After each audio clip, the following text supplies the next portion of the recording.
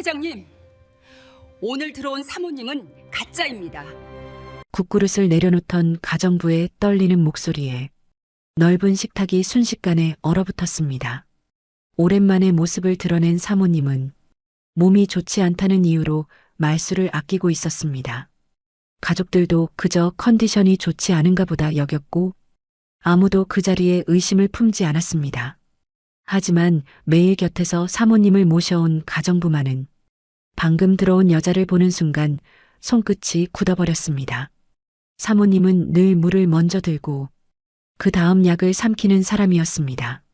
숟가락을 고쳐주는 버릇도 냅킨을 접어 무릎 위에 놓는 순서도 달랐습니다. 그 짧은 정적 끝에 회장의 낮고 무거운 목소리가 식탁 위를 눌렀습니다. 지금 무슨 근거로 그런 말을 하는 겁니까? 오늘 저녁은 평범한 가족 식사가 아니었습니다. 회장이 가족들을 한자리에 불러 모은 이유는 단 하나, 상속 문제를 직접 정리하기 위해서였습니다. 그리고 그 결정 앞에서 누구보다 먼저 뜻을 밝혀야 할 사람은 사모님이었습니다. 모두가 숨을 죽인 그 순간, 가정부는 왜 그런 말을 꺼낸 걸까요? 그리고 회장조차 모르고 있던 그 여자의 진짜 이야기는 무엇이었을까요? 사연 시작 전 구독과 좋아요를 눌러주셔서 귀한 마음을 나눠주세요. 끝까지 시청하신 후 어디서 듣고 계신지 댓글로 남겨주시면 그곳으로 큰 행운과 복을 보내드리겠습니다. 그럼 오늘 사연 시작하겠습니다. 감히 지금 뭐라고 했나? 회장의 목소리는 크지 않았습니다. 그런데 그 한마디가 식탁 위 사람들 등을 곧게 세웠죠. 가정부 은실은 고개를 더 깊이 숙였습니다. 하지만 방금 내뱉은 말을 거둘 생각은 없어 보였습니다. 장남 태준이 먼저 숟가락을 내려놓았습니다. 금속 부딪히는 소리가 유난히 크게 울렸습니다. 은실 씨, 선 넘지 마세요. 어머니가 편찮으셔서 말씀이 없으신 거예요. 며느리 서윤도 황급히 거들었습니다. 억지로 미소를 붙인 얼굴이 오히려 더 불안해 보였어요. 어머니께서 아침부터 두통이 심하셨잖아요. 괜한 소리로 자리를 어지럽히지 마세요. 그 말에도 은실은 물러서지 않았습니다. 시선은 여전히 식탁 끝 사모님 쪽에 머물러 있었습니다. 회장은 천천히 냅킨을 내려놓았습니다. 그 손놀림엔 오히려 더 큰 불쾌감이 묻어났습니다. 은실, 낮고 눌린 호흡이었습니다. 이 집 사람이라면 그 한마디가 얼마나 무서운지 다 알고 있었죠. 내 앞에서 사람을 잘못 봤다 말하는 건 단순한 실수가 아닙니다. 은실은 손끝을 꼭 말아쥐었습니다. 하지만 목소리는 생각보다 또렷했습니다. 제가 잘못 본 게 아닙니다, 회장님. 그제야 식탁 위 시선들이 한꺼번에 부딪혔습니다. 장녀 미영은 입을 가린 채 사모님을 번갈아 봤고 작은 아들 도연은 믿기지 않는다는 듯 코웃음을 흘렸습니다. 이모님, 너무 나가셨어요. 얼굴을 똑바로 보고도 그런 말이 나와요? 도연의 비웃음에도 은실은 눈을 내리지 않았습니다. 오히려 더 조심스럽게 말을 골랐습니다. 얼굴만 보면 사모님이 맞습니다. 하지만 사모님은 식사하시기 전에 늘 물부터 찾으십니다. 정적이 스쳤습니다.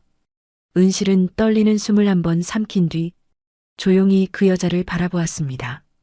약을 드실 때도 오른손으로 컵을 잡고 왼손으로 알약을 세십니다. 그런데 오늘은 약부터 집으셨습니다. 물컵도 왼손으로 먼저 드셨고요. 서윤 얼굴이 순간 굳어졌습니다.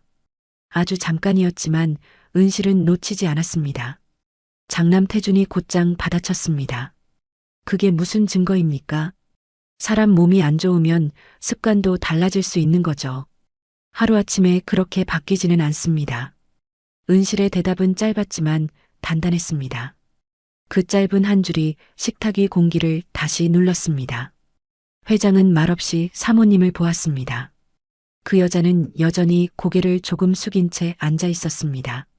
창백한 얼굴, 조용한 눈빛, 누가 봐도 정숙한 사모님 같았습니다. 문제는 그 지나치게 조용한 태도였습니다.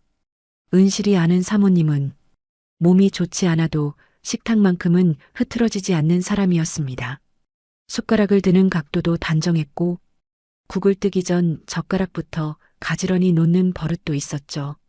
무엇보다 회장이 기침을 한 번만 해도 제일 먼저 물을 권하는 사람이었습니다.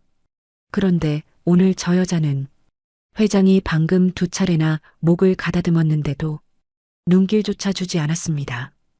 은실은 그 순간부터 이미 확신하고 있었습니다. 회장이 천천히 사모님 쪽으로 몸을 돌렸습니다. 여보. 그 한마디에 모두가 숨을 멈췄습니다. 평소 같으면 사모님이 먼저 짧게라도 대답했을 겁니다. 하지만 오늘은 반박자 늦은 대답이 돌아왔습니다. 예, 여보. 아주 작고 조심스러운 목소리였습니다. 문제는 그 짧은 숨이 섞인 어조가 이 집 사람들에겐 익숙해 보여도 은실에겐 낯설었다는 점이었습니다. 사모님은 회장을 부를 때 한 번도 그렇게 망설인 적이 없었습니다. 은실 기억 속 사모님은 사람들 앞에선 늘 차분했지만 회장 앞에서는 오히려 더 단호한 말투를 쓰곤 했습니다.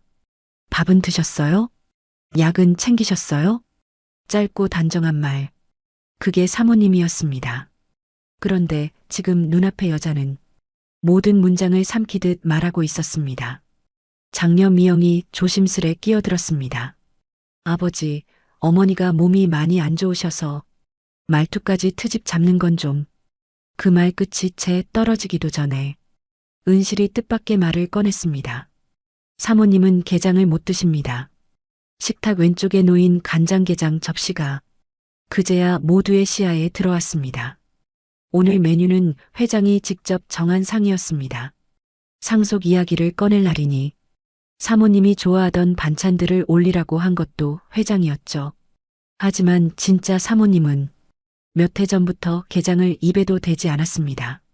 한번 크게 탈이 난 뒤로 냄새만 맡아도 얼굴빛이 변하던 사람이었습니다. 은실은 분명히 기억했습니다. 그날 밤 사모님이 화장실에서 쓰러질 뻔했고 그 뒤로 자신이 주방에 몇 번이나 당부했는지 모릅니다. 게장만은 절대 올리지 말아달라고. 그런데 오늘 식탁에 앉은 여자는 조금 전 자연스럽게 게장 쪽으로 젓가락을 뻗었습니다. 아주 잠깐이었지만 은실은 똑똑히 봤습니다. 그 젓가락이 닿기 직전 멈춘 것도요. 마치 누군가 하면 안 될 행동을 뒤늦게 떠올린 사람처럼요. 도연이 황급히 말을 막았습니다. 그건 그냥 실수겠죠. 사람이 정신없으면 그럴 수도 있잖아요.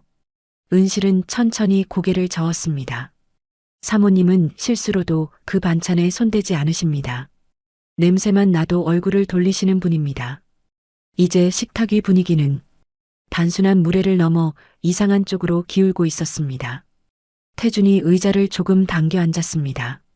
불쾌함을 숨기려는 듯 턱을 들었지만 귓불이 벌써 붉게 달아올라 있었습니다. 은실 씨, 오늘 아버지께서 얼마나 중요한 말씀을 하시려는지 알죠? 이런 날, 이런 식으로 자리를 뒤집으면 도대체 뭐가 남습니까? 그 말은 얼핏 은실을 타이르는 것 같았지만 실은 더 이상 문제를 키우지 말라는 경고에 가까웠습니다. 은실도 그걸 알고 있었습니다. 그래서 더 물러날 수 없었죠. 지금 여기서 입을 다물면 이 집에서 가장 오래 지켜본 사람이 거짓말에 동조하는 셈이 되니까요. 회장은 그제야 등받이에 등을 붙였습니다. 눈빛은 이미 차갑게 가라앉아 있었습니다. 좋습니다. 짧은 두 음절이었습니다. 하지만 그 한마디에 모두가 다시 긴장했습니다. 은실, 내 말이 맞다고 치자. 그러면 이유가 있어야지. 은실은 그제야 숨을 한번 고르고 아주 천천히 식탁 가장 안쪽을 바라보았습니다. 그 자리는 원래 사모님의 자리였습니다.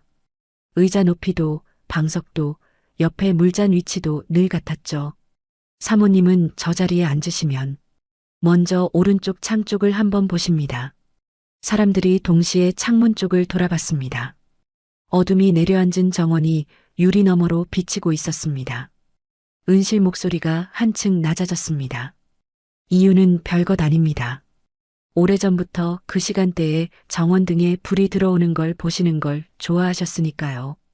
가정부가 그런 것까지 기억하느냐는 표정들이 스쳤지만 은실은 멈추지 않았습니다. 그런데 오늘 이분은 자리에 앉자마자 한 번도 창 쪽을 보지 않으셨습니다. 태준이 비웃었습니다. 그게 무슨 대단한 근거입니까? 사람이 아프면 창문 볼 여유도 없는 거죠. 아닙니다. 은실이 처음으로 태준을 똑바로 보았습니다. 그 눈빛은 두려움보다 오래 참은 확신에 가까웠습니다. 사모님은 아무리 속이 뒤집혀도 회장님 앞에서 자세를 무너뜨리지 않으십니다. 그리고 정원이 어두우면 꼭 말씀하셨습니다. 등이 왜 아직 안 들어오냐고요.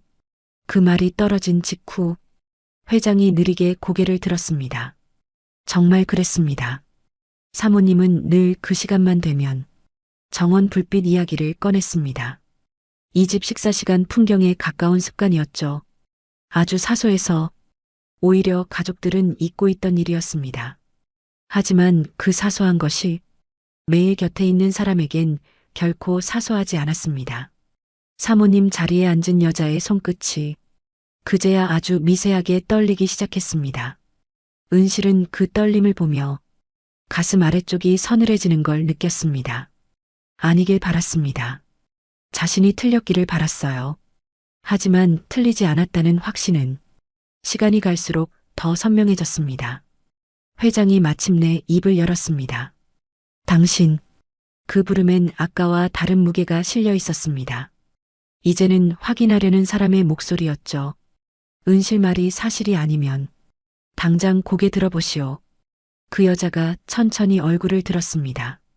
눈과 인매, 피부결까지 사모님과 너무도 비슷했습니다. 그래서 더 기괴했습니다. 가까이 볼수록 닮았는데 가까이 볼수록 다른 사람이라는 느낌도 짙어졌으니까요. 그리고 바로 그때였습니다. 식탁 아래로 떨어진 냅킨을 집으려던 장녀 미영이 작게 숨을 삼켰습니다. 어머니, 다들 미영을 돌아봤습니다. 미영은 여자의 왼쪽 손목을 보고 있었습니다. 그 팔찌, 어머니는 그거 안 하시는데요. 순간 태준이 벌떡 일어났습니다. 그만해. 그 호통은 너무 빨랐습니다. 오히려 감추려는 쪽의 다급함이 먼저 드러날 만큼요. 회장의 눈빛이 태준에게 꽂혔습니다. 왜 그만해야 하지? 태준 입술이 바짝 말랐습니다. 서유는 손을 무릎 위로 모은 채 손끝만 만지작거렸습니다.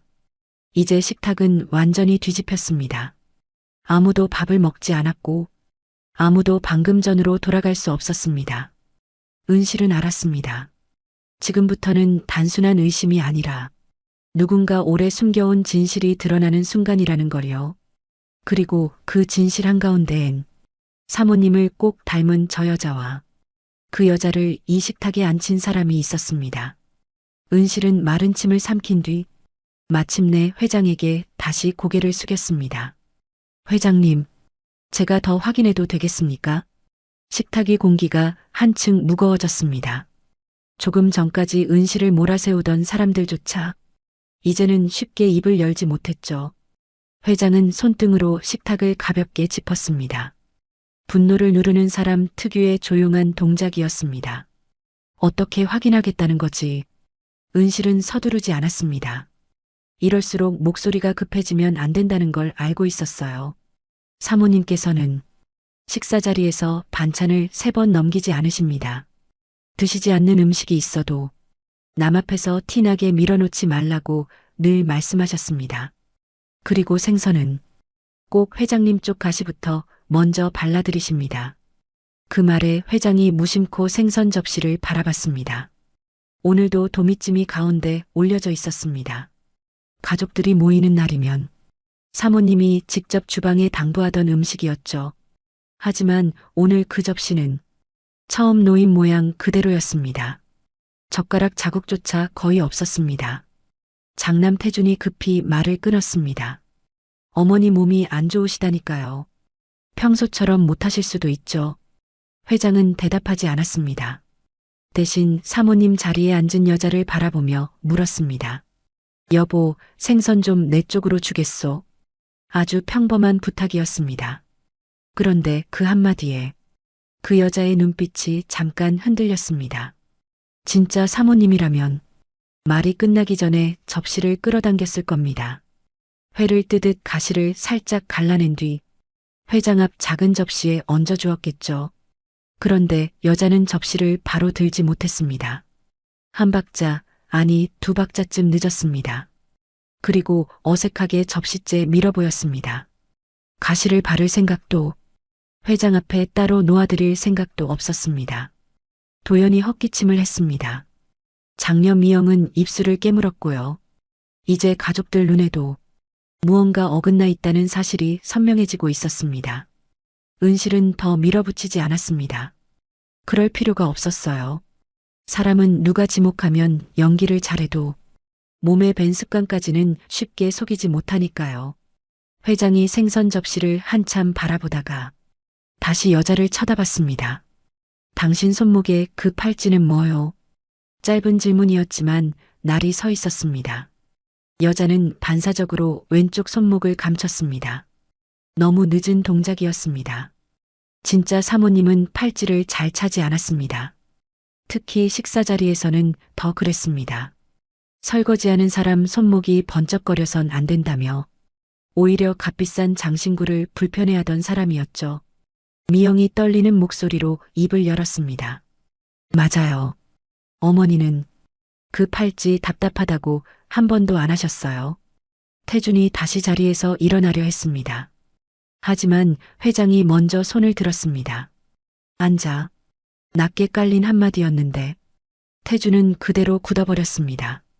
회장은 평생 사람을 키워온 사람답게 상대의 눈빛이 어디를 향하는지 먼저 봤습니다.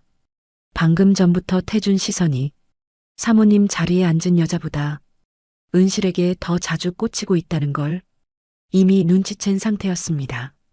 그건 누군가를 보호하는 눈빛이 아니었습니다. 들키지 않길 바라는 사람의 초조함이었죠. 은실은 조심스레 한 걸음 앞으로 나섰습니다. 회장님, 제가 하나만 더 여쭙겠습니다. 허락이 떨어지기도 전에 여자가 먼저 고개를 들었습니다. 그리고 최대한 담담한 표정으로 말했죠. 은실 씨가 너무 예민해진 것 같네요. 사람이 몸이 좋지 않으면 실수할 수도 있잖아요. 그 말을 듣는 순간 은실 등 뒤로 식은 기운이 스쳤습니다. 말투였습니다. 문장 자체는 사모님답게 차분했지만 끝을 흐리는 호흡이 달랐습니다. 무엇보다 진짜 사모님은 은실을 그렇게 부르지 않았습니다. 은실 씨가 아니라 늘 은실아 혹은 은실이었습니다. 수십 년이 지나도 한 번도 그 호칭을 바꾸지 않았습니다. 은실이 떨리는 숨을 고른 뒤 말했습니다. 사모님은 저를 그렇게 부르지 않으십니다. 여자의 표정이 눈에 띄게 굳었습니다. 가족들도 이번엔 바로 반응하지 못했죠. 사소한 차이였습니다. 그런데 오래 함께 산 사람들만 아는 가장 무서운 차이이기도 했습니다. 회장이 아주 천천히 물었습니다. 그럼 당신은 은실을 뭐라고 부르오? 여자는 입술을 달싹했습니다. 대답이 바로 나오지 않았습니다. 식탁 위 모든 시선이 그 입술 끝에 매달린 것처럼 보였습니다. 그게 거기까지였습니다. 은실은 눈을 감았다 떴습니다. 이제 거의 확신이 아니라 사실에 가까웠습니다. 진짜 사모님은 은실 이름을 부를 때 늘 같은 억양을 썼습니다. 집안 사람과 일하는 사람을 나누기 전에 먼저 사람을 챙기던 목소리였죠. 은실아, 무릎 괜찮니? 은실이 저녁 먹고 들어가. 그 짧은 말들이 은실에게는 월급보다 깊이 남은 기억이었습니다. 그런데 지금 눈앞의 여자는 그 호칭조차 떠올리지 못하고 있었습니다. 태준이 다시 끼어들었습니다. 아버지, 이건 너무 지나치십니다. 어머니를 범인 다루듯 몰아가면. 범인? 회장이 태준 말을 잘랐습니다. 그 한 단어를 곱씹듯 되묻는 목소리였죠. 내가 언제 내 어머니를 범인 취급했나? 태준 얼굴이 하얗게 질렸습니다. 방금 제 입으로 상황을 너무 빨리 인정해버린 셈이었으니까요. 도연이 눈치를 보며 물잔을 들었다 놨습니다. 서유는 끝내 고개를 들지 못했습니다. 미영이 처음으로 아버지 쪽으로 몸을 기울였습니다. 아버지, 저도 조금 이상해요. 장녀가 그렇게 말한 순간 분위기는 완전히 달라졌습니다. 그동안 가족들 사이에서 미영은 가장 조심스럽고 중립적인 사람이었거든요. 어머니는 상 차리기 전에 꼭 아버지 수저부터 한번 만져보셨어요. 오늘은 들어오셔서 수저를 아예 안 보셨고 미영은 말을 잇지 못했습니다. 입술이 떨렸습니다. 저를 보고도 한 번도 미영아라고 안 하셨어요. 이제 태주는 더 말이 없어졌습니다. 아까까지 은실을 몰아붙이던 기세는 온데간데 없고 턱만 굳게 담은 채 식탁 끝을 노려보고 있었죠. 회장은 등을 곧게 세웠습니다. 얼굴엔 드문 피로가 번졌습니다. 분노라기보다 오랫동안 믿어온 질서가 무너질 때 나오는 표정에 가까웠어요. 좋아. 회장이 자리에서 손을 떼며 말했습니다. 그럼 아주 쉬운 걸 묻겠소. 다들 숨을 죽였습니다. 회장의 목소리는 낮았지만 이 집에서 가장 무거운 판결문처럼 들렸습니다. 당신이 정말 내 아내라면 내가 40년 전에 건넨 첫 선물이 뭔지 말해보시오. 서윤이 순간 눈을 크게 떴습니다. 태주는 손가락을 식탁 밑에서 움찔했습니다. 이 질문은 가족들도 쉽게 모를 수 있었습니다. 하지만 사모님이라면 모를 수 없는 일이었죠. 여자는 잠시 회장을 바라봤습니다. 그리고 마른 입술에 혀를 적셨습니다. 브로치 아니었나요? 틀렸습니다. 그 한마디가 떨어진 순간 회장 눈빛이 완전히 식었습니다. 아니요. 차갑고 단호했습니다. 은비녀였소. 당신이 머리카락 무겁게 꽂는 건 싫다며 다음날 바로 서랍에 넣어뒀지. 식탁 위 정적이 이번에는 더 깊고 서늘하게 내려앉았습니다. 그 여자는 끝내 아무 말도 하지 못했습니다. 처음으로 시선이 크게 흔들렸고 손끝은 대놓고 떨리고 있었습니다. 은실은 그 모습을 보며 가슴이 조여오는 걸 느꼈습니다. 이제 거의 다 왔습니다. 그런데 이상하게도 안도감보다 불길함이 더 컸어요. 진짜 사모님이 어디 있는지, 왜 오늘 이런 일까지 벌어졌는지 아무것도 밝혀지지 않았으니까요. 회장은 천천히 자리에서 일어섰습니다. 당신 누구요? 그 물음은 식탁에 앉은 여자에게 향했지만 동시에 태준에게도 향한 것이었습니다. 태준이 다급히 일어났습니다. 아버지, 제 말 좀 들어보십시오. 일단 이건 지금부터는 내가 묻는다. 회장이 단호하게 잘랐습니다. 그리고 넌 대답만 해. 그때였습니다. 지금까지 아무 말 없던 여자가 갑자기 떨리는 손으로 식탁볼을 움켜쥐더니 아주 낮은 목소리로 말했습니다. 제가 말하겠습니다. 모두의 시선이 그 여자에게 쏠렸습니다. 그 목소리엔 연기보다 지쳐버린 사람의 체념이 먼저 묻어 있었습니다. 저는 그분이 아닙니다. 미영이 눈을 질끈 감았고 도연은 의자를 뒤로 밀었습니다. 서유는 결국 입을 가린 채 고개를 떨궜습니다. 태준만 그대로 서 있었습니다. 마치 지금 이 고백이 나오지 않기를 끝까지 버티고 있었던 사람처럼요. 여자는 한참 후에야 다음 말을 꺼냈습니다. 하지만 제가 먼저 이 자리에 오겠다고 한 건 아닙니다. 회장 얼굴에 핏기가 빠졌습니다. 은실은 숨도 제대로 쉬지 못한 채 서 있었습니다. 이제 식탁은 가짜를 알아본 자리에서 끝나지 않았습니다. 누가 데려왔는지, 왜 데려왔는지, 진짜 사모님은 어디 있는지 모든 것이 한꺼번에 열리기 직전이었습니다. 그리고 은실은 알았습니다. 지금부터 드러날 진실이 이 집 상속보다 더 깊은 상처를 건드리게 되리라는 걸요. 그 여자의 고백이 떨어진 뒤에도 식탁 위 누구도 바로 움직이지 못했습니다. 방 안은 지나치게 고요했습니다. 숨소리조차 서로에게 들릴 만큼요. 회장은 천천히 다시 자리에 앉았습니다. 하지만 아까의 회장과는 전혀 달라 보였습니다. 분노를 누르는 사람의 얼굴이 아니라 무너질 준비를 하는 사람의 얼굴에 가까웠습니다. 내가 먼저 온 게 아니라면 누가 널 이 자리에 앉혔지. 여자는 입술을 깨물었습니다. 말을 꺼내는 순간 모든 게 끝난다는 걸 아는 표정이었죠. 태준이 한 발 먼저 나섰습니다. 아버지, 지금 이 사람 말만 듣고 결론 내리시면 안 됩니다. 회장이 고개를 들었습니다. 그 시선에 태준 목소리가 스스로 꺾였습니다. 제가 정리해서 말씀드리겠습니다. 어머니가 갑자기 몸이 안 좋아지셨고, 몸이 안 좋아졌다고 다른 여자를 내 아내 자리에 앉혔단 말이냐? 짧고 낮은 질책이었습니다. 그 한마디에 태준은 더 변명하지 못했습니다. 식탁 끝에 앉아있던 도연이 조심스럽게 형 눈치를 살폈습니다. 형, 설마 진짜로 형이 시킨 거야? 태준은 동생을 노려봤습니다. 그 눈빛엔 대답 대신 경고가 들어있었습니다. 그 모습을 본 은실은 가슴 아래가 더욱 서늘해졌습니다. 지금 이 집에서 제일 먼저 무너지고 있는 건 가짜로 앉아있던 여자가 아니었습니다. 오히려 태준이었습니다. 계획이 틀어졌을 때만 나오는 조급함이 이미 얼굴에 다 드러나고 있었죠. 회장은 이번엔 여자를 향해 물었습니다. 누구냐 넌? 여자는 한참 동안 아무 말도 하지 못했습니다.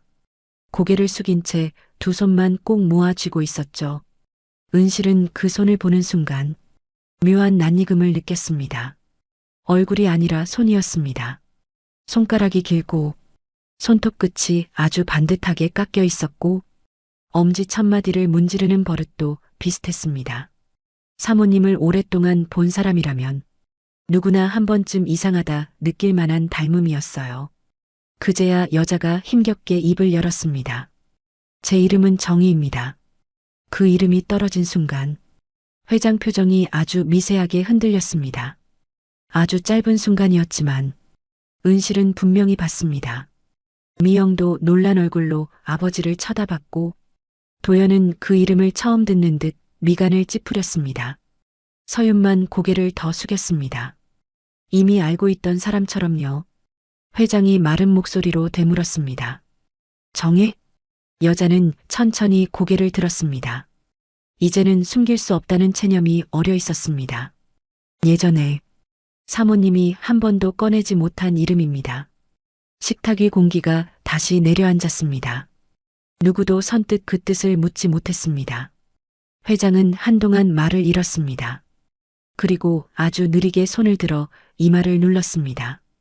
은실은 그 모습이 낯설었습니다. 늘 판단이 빠르고 감정을 드러내지 않던 회장이 이토록 노골적으로 흔들리는 걸 거의 본 적이 없었으니까요. 한참 뒤에야 회장이 입을 열었습니다.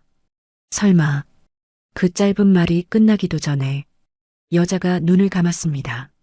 네, 저는 사모님 쌍둥이 동생입니다. 순간 의자 끄는 소리가 났습니다. 도연이 거의 벌떡 일어나다시피 한 탓이었습니다. 쌍둥이요? 미영도 믿을 수 없다는 듯 고개를 저었습니다. 말도 안 돼. 어머니한테 그런 자매가 있었다고?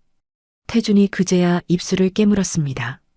더 이상 덮기 어려워졌다는 걸 깨달은 얼굴이었죠. 은실은 멍한 숨을 삼켰습니다. 머릿속 조각들이 아주 천천히 맞춰지기 시작했습니다. 예전에 사모님 방 서랍 깊숙한 곳에서 오래된 흑백 사진 한 장을 본 적이 있었습니다. 사모님이 젊던 시절 사진인데 유독 옆면이 거칠게 잘려있던 사진이었죠. 그때는 단순히 훼손된 줄 알았습니다. 그런데 이제 와 생각하니 그 사진엔 원래 두 사람이 서 있었던 것 같았습니다. 회장이 낮게 중얼거렸습니다. 그 아이가 살아있었군. 그 말에 이번엔 미영과 도연이 동시에 아버지를 돌아봤습니다. 아버지, 알고 계셨어요? 회장은 쉽게 대답하지 않았습니다. 대신 오래된 기억을 꺼내는 사람처럼 먼 곳을 보다가 천천히 입을 열었습니다. 너희 어머니가 시집 오던 해였다. 집안 어른들이 입단속을 시켰지. 그 말은 짧았지만 식탁 위 사람들에겐 충분히 무거웠습니다. 회장이 이어 말했습니다. 쌍둥이라는 사실이 그때 우리 집안에 좋게 보일 일이 아니라고 했다.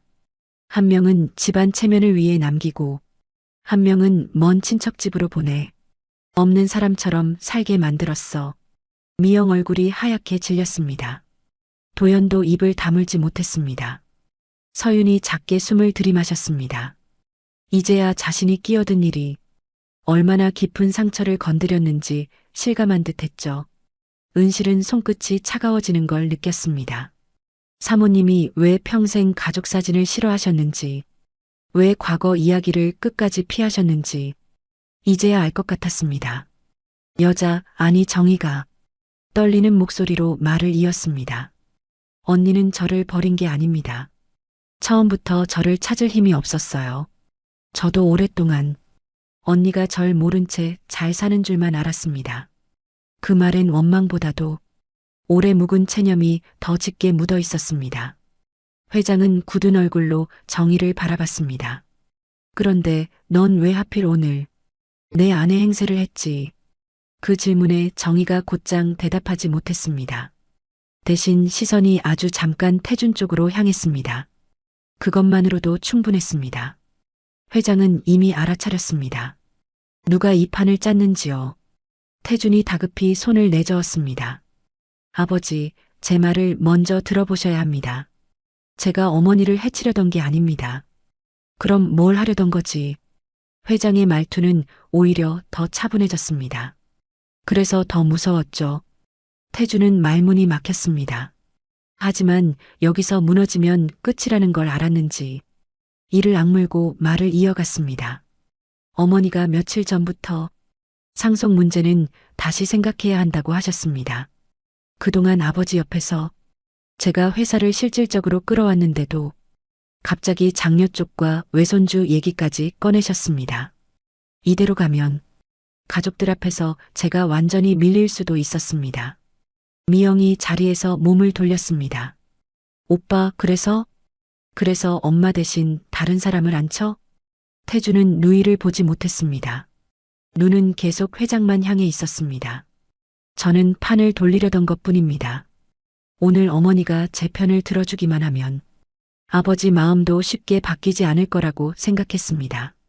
도연이 헛웃음을 쳤습니다. 황당함과 분노가 뒤섞인 소리였습니다. 그걸 지금 말이라고 해? 엄마 흉내내는 사람을 식탁에 앉혀놓고 태준이 급히 받아쳤습니다. 흉내내라고 한 건 아니었어. 말도 많이 안 하기로 했고 그냥 몸이 안 좋다며 짧게 넘어가려던 거였다고. 은실은 그 말을 들으며 겨우 퍼즐 마지막 조각이 맞춰지는 기분이었습니다. 그래서였구나. 오늘 저녁 사모님이 지나치게 말이 없었던 이유.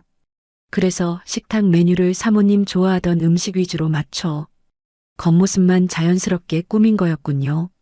하지만 매일 지켜본 사람 눈까지는 속일 수 없었습니다. 회장이 정희를 향해 다시 물었습니다. 진짜 사모님은 어디 있지? 그 질문이 나오자 정희 얼굴이 눈에 띄게 흔들렸습니다. 은실 심장이 철렁 내려앉았습니다. 가장 중요한 질문이 드디어 나온 것이죠. 정희는 급히 고개를 저었습니다. 다친 건 아닙니다. 정말 아닙니다. 그 짧은 말이 오히려 모두를 더 불안하게 만들었습니다. 언니는 지금 외곽 별채에 계십니다. 외곽 별채? 그 말이 떨어지자 은실 머릿속으로 공간 하나가 또렷이 떠올랐습니다. 본체에서 조금 떨어진 곳, 예전 손님용으로 쓰다 거의 비워둔 작은 건물이었습니다. 요양 온 손님이나 집안 어른들이 잠시 머무를 때만 쓰던 곳이었죠. 정희가 떨리는 목소리로 말을 이었습니다. 언니가 며칠 전부터 기운이 너무 없으셨고 태준 씨가 사람들 눈에 띄지 않게 거기서 쉬시는 게 낫다고 했습니다. 저는 처음엔 그냥 며칠만 대신 조용히 있어 달라는 부탁인 줄 알았습니다. 회장이 눈을 감았다 떴습니다. 그 안광이 아까보다 훨씬 차가워져 있었습니다. 그리고 오늘은 내 아내 대신 저 자리에 앉으라 했다는 거군. 정희는 대답 대신 두 손을 더 꽉 맞잡았습니다. 그 자체가 인정이었습니다. 태준이 급히 외쳤습니다. 아버지, 별채에는 간호사도 붙여놨습니다. 어머니를 위험하게 둔 게 아닙니다. 은실은 그 순간 태준이 끝까지 본질을 모른다는 걸 깨달았습니다. 위험하게 뒀느냐가 아니었습니다. 사람을 사람 자리에서 밀어냈다는 게 문제였죠. 미영 눈가가 벌써 젖고 있었습니다. 오빠, 엄마를 별채에 혼자 두고 이런 자리를 만들었어? 혼자가 아니라고 했잖아. 그게 지금 할 말이야? 남매 목소리가 처음으로 충돌했습니다. 그동안 숨죽이고 있던 서윤도 결국 울먹이며 말했습니다. 저도 이렇게까지 될 줄은 몰랐어요. 잠깐만 넘어가면 되는 줄 알았어요. 회장은 그 말에 천천히 서윤 쪽으로 시선을 옮겼습니다. 서윤은 바로 고개를 떨궜습니다. 이제 식탁 위 누구도 자신은 아무 상관없다고 말할 수 없게 되었습니다. 은실은 문득 사모님이 며칠 전 낮에 했던 말을 떠올렸습니다. 은실아, 요즘은 사람 얼굴보다 마음이 더 무섭구나. 그땐 단순한 한탄인 줄 알았습니다. 그런데 아니었습니다. 사모님은 이미 무언가를 알고 있었던 겁니다. 회장이 자리에서 천천히 일어났습니다. 의자를 미는 소리가 유난히 길게 끌렸습니다. 은실, 예, 회장님, 당장 별채로 간다. 그 한마디에 모두가 동시에 긴장했습니다. 태주는 본능적으로 길을 막으려다 멈췄고 정희는 고개를 떨군 채 눈물을 닦았습니다. 은실은 그 순간 알았습니다. 이제 진실은 식탁 위 말싸움으로 끝나지 않습니다. 본체에서 밀려난 진짜 사모님을 직접 마주하는 순간이 오고 있었으니까요. 그리고 그 만남이 이 집 상속 이야기를 완전히 다른 방향으로 뒤집게 되리라는 것도 은실은 어렴풋이 느끼고 있었습니다. 본체 복도를 가로지르는 동안 아무도 먼저 말을 꺼내지 못했습니다. 회장은 앞장서 걸었고 은실은 반 발짝 뒤에서 조용히 따랐습니다. 그 뒤로 미영과 도연이 붙었고 태준과 서윤은 가장 늦게 움직였습니다. 정희는 끝내 고개를 든 채 걷지 못했습니다. 자신이 어디로 가는지 알면서도 그 길 끝에 무엇이 기다리는지 두려워하는 얼굴이었죠. 별채로 이어지는 바깥 복도는 밤 공기가 더 차갑게 스며드는 곳이었습니다. 정원등은 이미 켜져 있었고 낮게 흔들리는 불빛이 사람들 얼굴을 더 낯설게 보이게 만들었습니다. 은실은 그 불빛을 보는 순간 가슴 한편이 저릿해졌습니다. 사모님은 늘 이 시간이면 본체 식당 창가에서 정원 쪽을 잠깐 바라보곤 했습니다. 등이 예쁘게 들어왔네. 오늘은 바람이 없구나. 그 짧은 한마디가 이 집 저녁을 시작하는 신호 같았죠. 그런데 오늘은 그 말을 할 사람이 식탁에 없었습니다. 별채 문 앞에 다다르자 회장이 걸음을 멈췄습니다. 문 손잡이를 잡은 손에 핏줄이 서는 게 은실 눈에도 보였습니다. 열어. 낮은 목소리였습니다. 하지만 누구도 거역할 수 없는 소리였죠. 태준이 한 발 앞으로 나섰습니다. 아버지, 어머니께서 지금 많이 지쳐 계십니다. 조금만 천천히 말씀드리면 회장은 돌아보지도 않았습니다. 열라고 했다.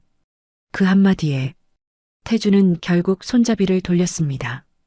문이 열리자 은은한 양 냄새와 따뜻한 차향이 먼저 흘러나왔습니다. 안은 생각보다 정돈돼 있었습니다. 방치된 공간이 아니라 누군가 편히 쉬게 하려 꾸며놓은 것처럼 보였죠. 그게 오히려 더 씁쓸했습니다. 사람을 숨겨둔 공간이 아니라 사람을 조용히 밀어낸 공간 같았으니까요. 창가 쪽 1인 소파에 한 여자가 얇은 쇼를 두른 채 앉아 있었습니다. 고개를 돌리는 순간 은실은 숨이 턱 막혔습니다. 진짜 사모님이었습니다. 같은 얼굴인데도 아까 식탁에 앉아있던 여자와는 전혀 달랐습니다. 눈빛이 달랐고 입술을 다무는 힘이 달랐고 무엇보다 사람을 보는 온도가 달랐습니다. 사모님은 문 앞에 선 사람들을 차례로 바라보다 맨 앞에 선 회장을 보고 아주 천천히 일어났습니다. 당신이 여기까지 오셨네요. 목소리는 약했지만 그 안의 결은 분명히 사모님 것이었습니다. 은실은 그 한마디만으로도 자기 확신이 틀리지 않았다는 걸 다시 느꼈습니다. 회장은 한동안 아무 말도 못했습니다. 그저 사모님 얼굴을 바라보다가 겨우 입을 열었죠. 왜 여기 있었소? 사모님은 짧게 웃었습니다. 웃음이라기보다 마음이 다 식은 사람의 숨에 가까웠습니다. 제가 여기 있고 싶어서 있었겠어요. 그 말 뒤에 별채 안공기가 더 무겁게 내려앉았습니다. 미영이 먼저 달려가 사모님 손을 붙잡았습니다. 어머니, 대체 무슨 일이에요? 왜 아무 말도 안 하셨어요? 도연도 가까이 다가왔지만 쉽게 손을 뻗지 못했습니다. 아까까지 식탁에 앉은 여자를 보고도 쉽게 알아차리지 못한 자신이 떠올랐기 때문이었죠. 사모님은 딸 손을 가볍게 쓸어내렸습니다. 너까지 놀라게 하고 싶지 않았어. 그 부드러운 말에 미영 눈가가 금세 젖었습니다. 회장은 여전히 문 앞에서 움직이지 않았습니다. 평생 가장 가까이 두었던 사람을 이토록 낯선 곳에서 마주한 충격이 쉬이 정리되지 않는 듯했죠. 은실은 그 침묵을 깨지 않으려다 결국 조심스럽게 앞으로 나섰습니다. 사모님, 그 부름에 사모님 시선이 은실에게 닿았습니다. 그 한 번의 눈맞춤에 은실 가슴속에 눌려있던 감정이 한꺼번에 올라왔습니다. 며칠 전부터 뭔가 이상했습니다. 사모님은 평소보다 더 조용했고 방 정리할 때도 오래된 서랍을 몇 번씩 열었다 닫았습니다. 무슨 일 있으시냐고 물으면 괜찮다, 아무것도 아니다 하셨죠. 그런데 괜찮지 않았던 겁니다. 사모님이 은실을 보며 작게 말했습니다. 내가 알아볼 줄 알았다. 그 말은 고마움보다 아픔이 더 컸습니다. 은실은 괜히 목이 메어 짧게 고개만 숙였습니다. 회장이 한 걸음 안으로 들어왔습니다. 대체 누가 이런 짓을? 당신 아들이 했죠. 사모님 대답은 아주 담담했습니다. 오히려 그래서 더 서늘했어요. 태준이 바로 반박했습니다. 어머니, 그건 너무 심하십니다. 전 어머니를 위험하게 하려던 게 아니라 위험하게 하지 않았다고? 사모님이 처음으로 태준을 정면으로 봤습니다. 그 눈빛은 화보다 더 깊은 실망으로 가득 차 있었습니다. 날 사람들 눈앞에서 지운 게 위험한 일이 아니라고 생각하니 태준은 입을 열었다가 닫았습니다. 그 말엔 변명의 틈이 없었습니다. 사모님은 천천히 말을 이었습니다. 며칠 전 내가 서재에서 상속 관련 서류를 뒤지고 있는 걸 봤다. 내 아버지께 보여드리기 전 미리 손대고 있었지. 회장이 고개를 돌려 태준을 봤습니다. 그 눈빛만으로도 방 안의 공기가 식었습니다. 태준이 다급히 손을 내저었습니다. 손뗀 게 아닙니다. 내용을 미리 확인하려고. 확인만 했으면 왜 날 여기로 보냈을까? 사모님 목소리는 크지 않았습니다. 그런데 태준은 그 작은 소리에 더 밀려나는 듯 보였죠. 내가 당신 아버지께 그날 저녁 상속 얘기를 미뤄야겠다고 말했지. 내가 아직 준비된 사람이 아니라고. 지금처럼 마음이 급한 상태로는 회사를 맡겨선 안 된다고 했어.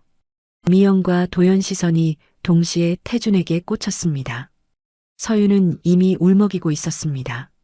사모님이 숨을 고른 뒤 말을 이었습니다. 그날 밤 내가 찾아왔지. 당분간 별채에서 쉬시라고. 사람들 앞에서 수척한 모습 보이면 아버지가 더 마음 약해지신다고. 회장이 조용히 눈을 감았다 떴습니다. 그 말을 듣는 동안 자기 안에 무언가가 아주 느리게 무너지고 있는 것 같았습니다. 전 어머니 건강 생각도 했습니다. 태준 말은 갈수록 힘을 잃고 있었습니다. 자기 귀에도 초라하게 들리는 변명이라는 걸 이미 알고 있는 얼굴이었어요. 사모님은 짧게 고개를 저었습니다. 건강을 생각했다면 대신 앉힐 사람부터 데려오진 않았겠지. 방 안 시선이 다시 정희에게 향했습니다. 정희는 끝내 고개를 들지 못했습니다. 손등 위로 눈물이 한 방울 떨어졌습니다. 사모님이 정희를 바라보는 눈빛은 예상보다 차갑지 않았습니다. 미움이라기보다 너무 늦게 마주한 사람을 보는 슬픔에 가까웠죠. 처음엔 나도 믿지 못했어. 사모님이 아주 천천히 말했습니다. 내 얼굴을 처음 봤을 때 거울을 보는 줄 알았다. 그런데 내가 내 동생이라는 말보다 이 집에서 그 사실을 알고도 수십 년을 모른 척한 사람들이 더 무서웠다. 회장은 그 말 앞에서 결국 시선을 내렸습니다. 그 침묵 하나로도 사모님 말이 사실이라는 걸 알 수 있었죠. 은실은 그제야 오래된 퍼즐이 전부 맞춰지는 기분이었습니다. 가족사진 한쪽이 잘려있던 이유, 사모님이 젊은 시절 이야기를 유독 아끼던 이유, 어떤 명절엔 한참 울다 나오셨던 이유까지요. 사모님은 정희에게 다가가진 않았습니다. 대신 멀지 않은 거리에서 말했습니다. 넌 왜 왔니? 정희는 떨리는 입술을 겨우 열었습니다. 처음엔 언니를 한 번만 보고 싶었어요. 정말 그 마음이었습니다. 그런데 태준 씨가 언니가 힘들어하니 며칠만 조용히 도와달라고 했고 저도 그 말이 거짓인지 몰랐어요. 오늘 식탁에 앉는 것도 몰랐고 그 물음엔 더 이상 피할 길이 없었습니다. 정희가 눈물을 닦으며 고개를 끄덕였습니다. 처음엔 안 하겠다고 했어요. 그런데 언니 일만 조용히 끝나면 다시는 언니 앞에 나타나지 않겠다고 했습니다. 제가 나타나면 언니가 더 힘들어질까봐.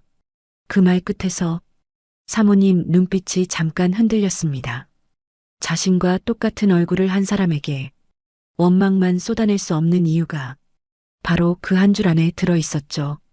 회장은 그제야 무겁게 입을 열었습니다. 정희 씨, 정희가 놀라 고개를 들었습니다. 회장이 처음으로 그 여자를 이름으로 부른 순간이었습니다. 당신에게도 미안하오. 방 안 모든 사람이 숨을 멈춘 듯 조용해졌습니다. 태준마저 아버지를 돌아봤습니다. 회장이 천천히 말을 이었습니다. 내가 이 집에 들어오던 그때 더 강하게 막았어야 했는데 그러지 못했소. 그 대가를 두 사람이 평생 치르게 했구려. 사모님 눈가가 붉어졌습니다. 정희는 아예 고개를 숙인 채 울음을 삼키고 있었습니다. 하지만 그 무너지는 순간에도 끝내 피해갈 수 없는 문제가 남아 있었습니다. 상속이었습니다. 그리고 이 모든 일을 벌인 태준 문제였죠. 회장은 차갑게 돌아섰습니다. 태준, 그 부름에 태준 어깨가 눈에 띄게 굳었습니다. 오늘 이 순간부터 넌 내 상속 논의에서 빠진다. 서윤이 작게 숨을 삼켰습니다. 도연도 굳은 얼굴로 형을 바라봤습니다. 태준은 믿을 수 없다는 듯 한 걸음 앞으로 나왔습니다. 아버지, 그건 안 됩니다. 제가 여기까지 회사를 끌어온 사람이면 사람 자리를 빼앗는 짓부터 하지 말았어야지. 이번엔 회장 목소리가 분명히 떨렸습니다. 분노 때문만은 아니었습니다. 아들에 대한 기대가 무너진 아버지의 실망이 섞여 있었죠. 태준은 처음으로 정말 끝났을지도 모른다는 얼굴을 했습니다. 그때 사모님이 조용히 회장을 불렀습니다. 잠깐만요. 모두 시선이 다시 사모님께 향했습니다. 사모님은 잠시 숨을 고르더니 은실 쪽을 한번 바라본 뒤 입을 열었습니다. 상속 얘기는 오늘 끝내지 맙시다. 아직 당신이 모르는 게 하나 더 있어요.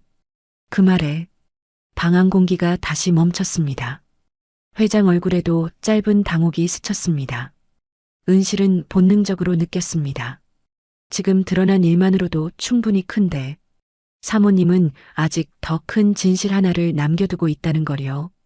그리고 그 이야기가 시작되면 오늘 밤 이 집이 다시는 예전으로 돌아갈 수 없게 되리라는 것도 은실은 선명하게 알 수 있었습니다. 사모님 말이 떨어진 뒤 별채 안은 다시 조용해졌습니다. 조금 전까지는 가짜 사모님이 누구인지가 문제였고 이제는 장남이 무슨 짓을 했는지가 문제였죠. 그런데 사모님 눈빛엔 그보다 더 깊은 피로가 남아 있었습니다. 회장은 천천히 사모님 쪽으로 다가갔습니다. 방금 전까지 차갑게 굳어있던 얼굴이 처음으로 흔들리고 있었습니다. 내가 모르는 게 아직 있다고 했소. 사모님은 바로 대답하지 않았습니다. 작은 테이블 위 식은 찻잔을 한번 바라본 뒤 아주 천천히 입을 열었습니다. 오늘 저녁 자리가 왜 그렇게 급하게 잡혔는지 아세요? 회장은 미간을 좁혔습니다. 상속 이야기를 미루지 말자는 쪽은 오히려 자신이었다고 생각했기 때문이었죠. 하지만 사모님은 고개를 저었습니다. 당신은 원래 다음 주에 가족들 다 모여서 천천히 이야기하자고 했어요. 그걸 오늘로 앞당긴 건 태준이가 아니라 서윤이었어요. 그 말에 서윤 어깨가 눈에 띄게 움찔했습니다. 태준이 곧바로 아내를 돌아봤습니다. 자신도 몰랐다는 표정이었죠. 도연이 먼저 말문을 열었습니다. 형수님이요? 미영도 놀란 눈으로 서윤을 바라봤습니다. 서윤은 입술이 파르르 떨렸지만 끝내 바로 부정하지 못했습니다.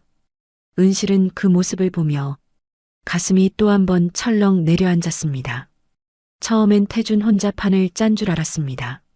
그런데 아니었던 거죠. 사모님이 담담하게 말을 이었습니다.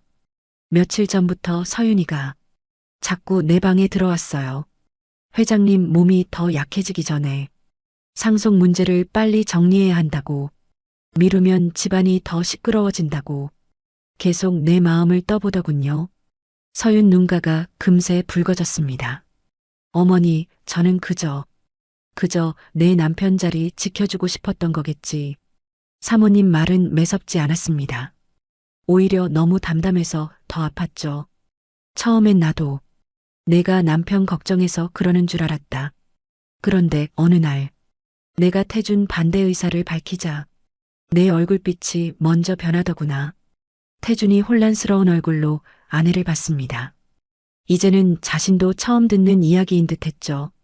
서윤아, 너 설마. 서윤은 더 버티지 못하고 두 손으로 얼굴을 감쌌습니다. 저도 무서웠어요. 울먹이는 목소리가 별채 안에 번졌습니다.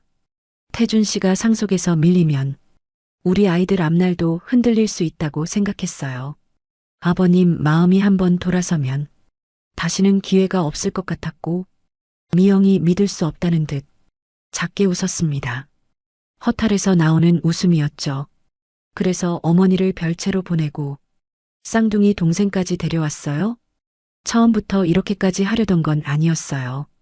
서윤이 다급히 고개를 저었습니다. 처음엔 정말 며칠만 조용히 계시게 하면 되는 줄 알았어요. 어머니가 식탁에만 안 나오시면 태준 씨가 아버님 앞에서 먼저 말할 수 있으니까. 은실은 그 말에 등줄기가 서늘해지는 걸 느꼈습니다. 사람은 자기 욕심을 말할 때보다 그 욕심을 가족 걱정으로 포장할 때 더 무서워지니까요. 사모님도 같은 생각이었는지 짧게 눈을 감았다 뜨며 말했습니다. 내가 반대하는 이유를 한 번이라도 제대로 들으려 했다면 여기까지 오진 않았겠지. 회장은 천천히 사모님 쪽으로 몸을 돌렸습니다. 당신이 태준을 반대한 이유, 그걸 지금 말해주시오. 이제 별채 안 모든 시선이 사모님에게 쏠렸습니다. 태준도 숨을 죽인 채 서 있었습니다. 조금 전까진 자신이 피해자처럼 억울함을 호소했지만 이 질문 앞에선 오히려 겁먹은 사람 같았죠. 사모님은 잠시 태준을 바라보다가 차갑게 말했습니다. 태준이는 회사를 물려받을 준비가 안 된 게 아닙니다. 사람을 물건처럼 다루는 버릇이 이미 몸에 배어있기 때문이에요. 그 한마디가 태준 얼굴을 세게 때린 듯 했습니다. 사모님은 멈추지 않았습니다. 처음엔 직원들 문제인 줄 알았어요. 성과가 안 나오니 예민한가 보다 했죠. 그런데 갈수록 이상했어요. 비서를 사람처럼 부르지 않고 숫자처럼 부르기 시작했고, 운전기사는 입 다무는 사람이라 편하다 했고, 주방 사람들은 바꿔도 된다고 쉽게 말했죠. 은실은 자기도 모르게 손가락을 말아쥐었습니다. 그 말들이 낯설지 않았기 때문입니다. 얼마 전 태준이 새로 들어온 어린 직원에게 사람 하나 바꾸면 끝날 일이라고 말하던 장면이 은실 머릿속에도 떠올랐습니다. 그때 사모님 표정이 유난히 차가웠죠. 사모님이 다시 입을 열었습니다. 내가 정말 마음을 정하게 된 건 지난주 저녁이었어요. 은실이 무릎이 좋지 않아 쟁반을 떨어뜨린 날, 은실 숨이 멎는 듯 했습니다. 그 일을 사모님이 여기까지 기억하고 있을 줄 몰랐거든요. 그날 은실은 복도를 걷다 무릎이 꺾이며 찻잔을 놓쳤습니다. 크게 다친 건 아니었지만 깨진 조각을 치우느라 당황했죠. 사모님이 먼저 달려와 무릎부터 보셨습니다. 그런데 태준이 그 장면을 보고 무심하게 한 말이 있었습니다. 이제 쓸모없으시면 쉬셔야죠. 그땐 모두가 어색하게 웃으며 넘겼습니다. 농담처럼 들리게 말했으니까요. 하지만 은실은 그 말이 오래 마음에 남았습니다. 사모님 목소리가 낮아졌습니다. 그날 태준 눈엔 다친 사람이 아니라 쓸모가 떨어진 사람이 먼저 보였어요. 별채 안이 고요해졌습니다. 회장도 말이 없었고 도연조차 시선을 피했습니다. 태준은 얼굴이 붉어졌다가 다시 하얗게 질렸습니다. 그건 그냥 말실수였습니다. 말실수는 마음속에 없는 말로는 나오지 않는다. 사모님 대답은 단호했습니다. 은실은 이 집 식구는 아니어도 이 집 시간을 제일 오래 지켜본 사람이에요. 그런 사람을 한순간에 쓸모로 재단하는 아들에게 어떻게 사람과 회사를 맡기겠어요. 은실은 고개를 들지 못했습니다. 가슴이 먹먹해졌죠. 자신을 두둔하는 말이라서가 아니었습니다. 사모님이 결국 상속 반대까지 결심한 이유 속에 자기 같은 사람이 있었다는 사실이 너무 무겁게 다가왔기 때문입니다. 태준이 이를 악물고 말했습니다. 어머니는 늘 사람부터 보셨죠. 그런데 회사는 사람만으로 안 돌아갑니다. 그 말에 이번에는 회장이 천천히 태준을 돌아봤습니다. 그래서 내 어미를 사람 자리에 못 앉히고 다른 사람을 데려다 놓았나? 짧은 한마디였지만 태준은 끝내 답하지 못했습니다. 회장은 깊게 숨을 들이마셨습니다. 그리고 마침내 오랫동안 미루고 있던 결론을 꺼냈습니다. 상속 문제는 오늘로 끝이다. 서윤이 눈물을 흘리며 고개를 들었습니다. 태준은 그 말이 믿기지 않는 듯 아버지를 똑바로 바라봤습니다. 아버지, 재산도 회사도 사람을 밀어내며 쥐려는 자에게는 못 넘긴다. 회장 목소리는 흔들렸지만 결정만큼은 분명했습니다. 그리고 태준, 넌 당분간 회사 일선에서도 물러나라. 별채 안공기가 멎었습니다. 이건 단순한 상속 보류가 아니었습니다. 장남 자리를 사실상 걷어들이는 말이었으니까요. 태준이 한 걸음 앞으로 나왔습니다. 그건 너무하십니다. 제가 여기까지 회사를 너 혼자 키운 회사 아니다. 회장의 목소리가 처음으로 커졌습니다. 사람들이 버틴 거다. 내가 숫자라고 부르고 쓸모로 재던 그 사람들이. 그 말에 태준은 결국 입을 다물었습니다. 서윤은 무릎이 꺾이듯 가까운 의자에 손을 짚었습니다. 정희는 조용히 눈물을 닦고 있었고 미영은 참았던 숨을 길게 내쉬었습니다. 도연도 처음으로 형을 향한 시선을 거두지 않았습니다. 실망과 분노가 동시에 어려 있었습니다. 그때 사모님이 다시 은실을 불렀습니다. 은실아. 예, 사모님. 오늘 내가 아니었으면 난 사람들 앞에서 없던 사람이 됐겠지. 은실은 바로 대답하지 못했습니다.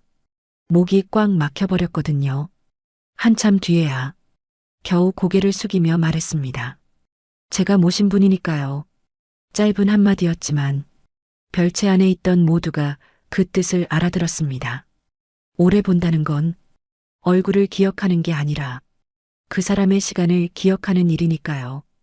회장은 그 말을 듣고 천천히 사모님 쪽으로 다가갔습니다. 그리고 아주 조심스럽게 말했습니다. 본체로 돌아갑시다. 사모님은 잠시 침묵했습니다. 그 침묵이 길어 모두가 숨을 죽였죠. 마침내 사모님은 정희를 한번 바라본 뒤 조용히 입을 열었습니다. 저 혼자 돌아가진 않겠어요. 회장이 미간을 좁혔습니다. 사모님 시선은 여전히 정희에게 머물러 있었습니다. 이 사람도 오늘 처음으로 내 동생으로 돌아온 거니까요. 그 말에 정희 어깨가 크게 떨렸습니다. 수십 년을 남처럼 살아온 사람에게 처음 건네는 가족의 말이었으니까요. 은실은 그 장면을 보며 알았습니다. 오늘 밤 완전히 무너지는 사람도 있지만 그 반대로 너무 늦게라도 제자리를 찾는 사람도 있다는 걸요. 다만 아직 끝은 아니었습니다. 본체로 다시 돌아가 회장 앞에서 이 모든 일을 어떻게 정리할지, 그리고 태준을 어떻게 처리할지, 마지막 판결 같은 밤이 남아 있었으니까요. 본체로 돌아오는 길은 별채로 향할 때보다 더 길게 느껴졌습니다. 앞서 걷는 회장 걸음은 무거웠고 뒤따르는 가족들 발소리는 제각각 불안했습니다. 은실은 맨 끝에서 조용히 따라왔습니다. 오늘 하루가 너무 길어. 다리가 아니라 가슴이 먼저 지친 느낌이었죠. 하지만 이제 마지막이 남아 있었습니다. 진짜 사모님이 본체 식탁으로 다시 돌아와 가족들 앞에 제자리를 찾는 순간, 그리고 회장이 이 집이 어디서부터 무너졌는지 직접 말해야 하는 순간이요. 식당 문이 다시 열렸을 때 조금 전까지 뒤엉켜 있던 공기가 그대로 남아있는 듯 했습니다. 아직 치워지지 않은 반찬들, 식어버린 국, 기울어진 물잔 하나까지 오늘 저녁이 얼마나 험하게 뒤집혔는지 다 말해주고 있었죠. 회장은 아무 말 없이 자기 자리로 돌아가 앉았습니다. 그 다음 시선으로 사모님 원래 자리를 가리켰습니다. 사모님은 천천히 그 자리에 가 앉았습니다. 이번엔 누구도 숨을 삼키지 않았습니다. 이 자리가 누구 자리인지 이제는 모두가 너무 분명히 알고 있었으니까요. 정희는 한 걸음 물러서 식탁 끝 가까이에 조용히 섰습니다. 가까이 와 있기엔 미안했고 멀리 도망치기엔 이미 너무 많은 진실을 마주한 얼굴이었죠. 은실은 본능처럼 사모님 앞에 물잔을 다시 놓아드렸습니다. 사모님은 예전처럼 먼저 컵을 손에 들었습니다. 그 작고 익숙한 동작 하나에 은실 눈가가 잠깐 뜨거워졌습니다. 회장이 식탁 위를 천천히 둘러봤습니다. 장녀 미영은 눈가가 아직 붉었고 도연은 입술을 굳게 다문 채 앉아 있었습니다. 서유는 차마 고개를 들지 못했고 태주는 끝까지 등을 꼿꼿이 세운 채 무너지지 않으려는 사람처럼 버티고 있었죠. 회장이 먼저 입을 열었습니다. 오늘 일은 이 집안에서 가장 해서는 안 될 일이었다. 낮고 무거운 목소리가 식당 안구석구석을 눌렀습니다. 아내 자리를 비우고 다른 사람을 앉혔다. 그 이유가 상속 때문이었다면 더 말할 것도 없지. 태준이 마른 침을 삼켰습니다.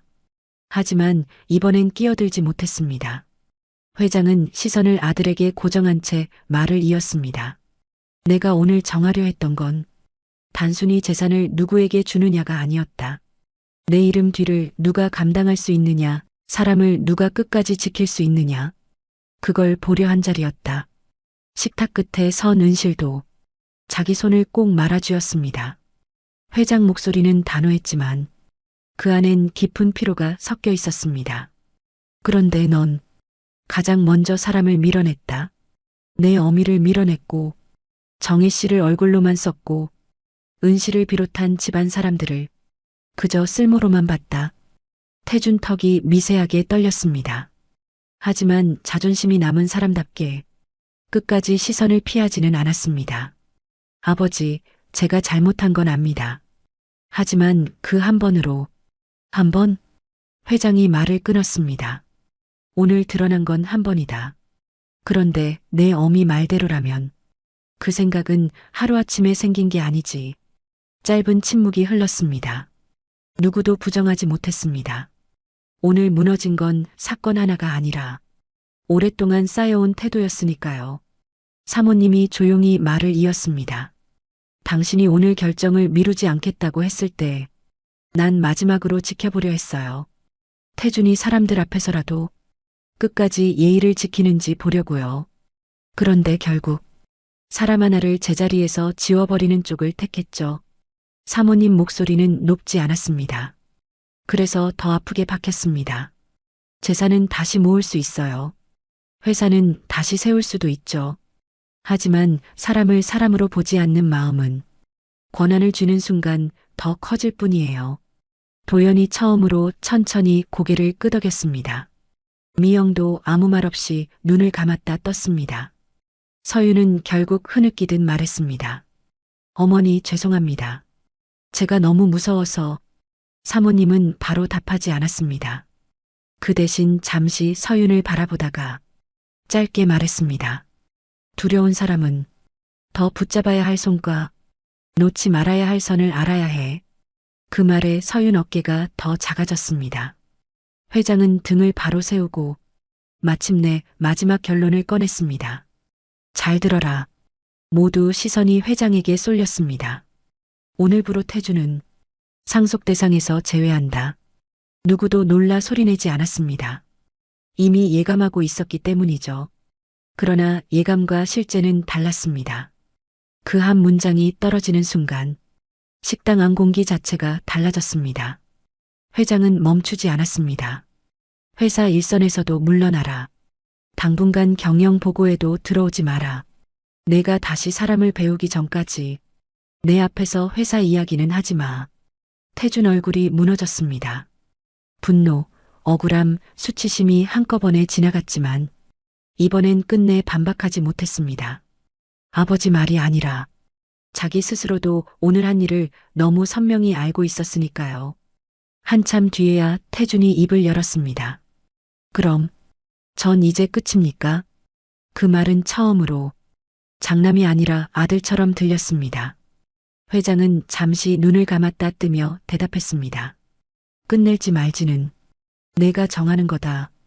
다만 오늘까지의 너로는 아무것도 맡길 수 없다는 뜻이다. 태주는 더 이상 말을 잇지 못했습니다. 고개를 숙인 채 숨만 길게 내쉬었죠. 그때 사모님이 천천히 정희를 바라봤습니다. 정희 씨, 정희가 놀라 고개를 들었습니다. 아직도 자신이 이 자리에 불려도 되는지 믿지 못하는 사람 같은 표정이었죠. 사모님은 아주 짧게 숨을 고른 뒤 담담히 말했습니다. 오늘은 돌아가지 말고 본체에 머무르세요. 모두가 정희를 돌아봤습니다. 정희는 눈을 크게 뜬 채 아무 말도 하지 못했습니다. 오래된 일은 하룻밤에 다 풀리지 않겠죠. 그래도 남처럼 서서 끝낼 일은 아닌 것 같아요.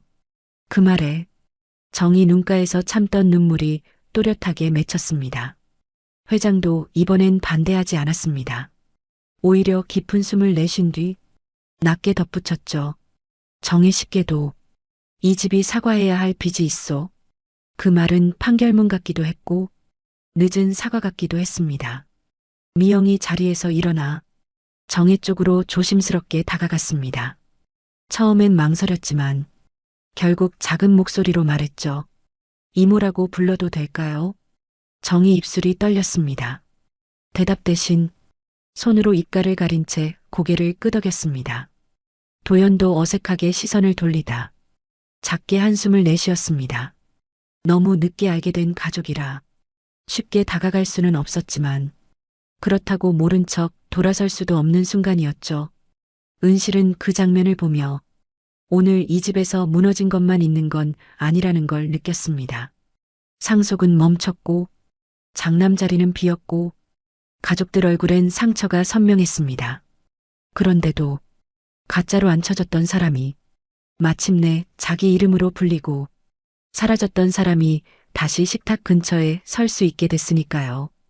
회장이 마지막으로 은실을 불렀습니다. 은실, 예, 회장님. 오늘 내가 아니었으면 난 가장 가까운 사람도 못 알아본 채 가장 큰 결정을 내릴 뻔했구나. 은실은 고개를 깊이 숙였습니다. 몸 둘바를 모를 만큼 무거운 말이었죠. 제가 한 건 사모님을 알아본 것뿐입니다. 회장이 천천히 고개를 저었습니다. 아니, 넌 사람을 알아본 거다. 그 말에 식탁 위 누구도 쉽게 눈을 들지 못했습니다. 은실은 그제야 오늘 하루 내내 눌러왔던 숨을 천천히 내쉬었습니다. 긴 밤이었습니다. 너무 많은 것이 한꺼번에 드러났고 너무 많은 것이 제자리를 잃었죠. 하지만 어떤 진실은 뒤늦게라도 드러나야 비로소 사람 자리가 다시 보이는 법입니다. 그날 밤 가짜 사모님이 앉았던 식탁 끝에는 다시 진짜 사모님이 앉아 있었습니다.